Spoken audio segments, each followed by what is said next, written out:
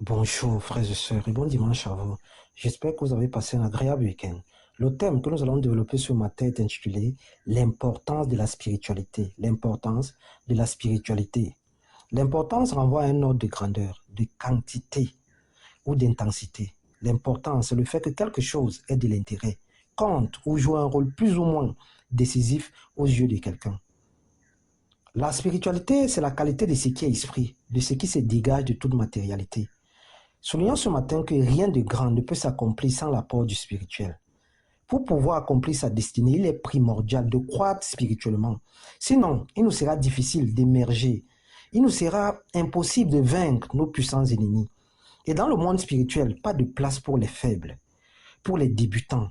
L'homme spirituel ou la femme spirituelle a une longueur d'avance sur le physique, car le spirituel domine sur le physique, raison pour laquelle la nuit précède toujours le jour. Simplifier l'apport de la spiritualité et de l'éveil spirituel, c'est mourir à petit feu. C'est empêcher au divin de se mouvoir en nous. Car le spirituel nous permet d'avoir une longueur d'avance sur nos ennemis, sur nos concurrents. Le spirituel nous permet d'anticiper sur les événements et les situations à venir. L'homme ou la femme spirituelle a régénéré sa pensée par l'intermédiaire du Saint-Esprit.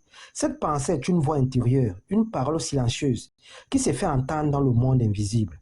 Ce dernier est né de l'esprit. Il parle par l'esprit et vit en esprit. Le vecteur de notre spiritualité, nous enfants de Dieu, est le Saint-Esprit. Ce dernier a pour rôle de nous enseigner, de nous diriger et d'orienter nos pas afin de nous permettre de marcher d'une manière digne pour être agréable à Dieu et porter du fruit en toute bonne œuvre. Il faut la puissance d'action du Saint-Esprit pour être un homme ou une femme spirituelle. Car le Saint-Esprit nous instruit toujours dans la connaissance de la volonté de Dieu. Sa présence produit en nous une vraie spiritualité. Sa présence nous remplit de connaissances, de sagesse et d'intelligence spirituelle. D'ailleurs, Jean 6, le verset 63 déclare « La chair ne sert de rien, c'est l'esprit qui vivifie. » La spiritualité nous enveloppe toujours d'une nouvelle identité, d'une nouvelle nature, en l'occurrence la nature de Dieu. La vraie spiritualité est la résultante de la métanoïa, la résultante d'un profond brisement de nos capacités et de nos facultés.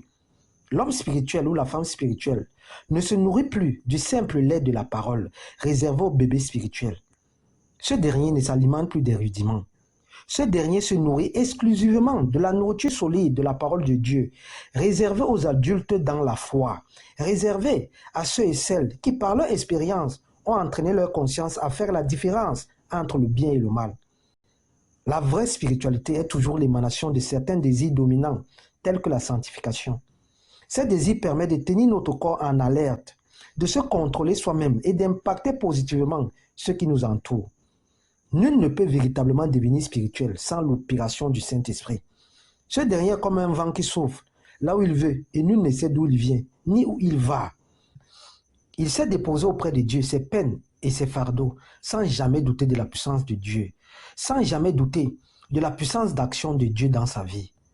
Ce dernier glorifie en permanence Dieu, quelles que soient les situations, les circonstances, favorables ou non. Frères et sœurs, l'importance de la spiritualité n'est plus à démontrer pour tout disciple de Yoshua Mashiach, car notre puissant sauveur, pendant qu'il était sur terre, mettait exclusivement l'accent sur la spiritualité.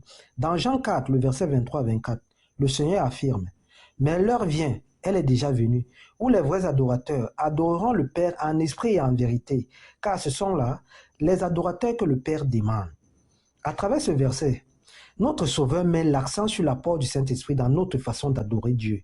L'Esprit apparaît donc ici comme un véritable catalyseur qui nous permet d'être véritablement liés à Dieu.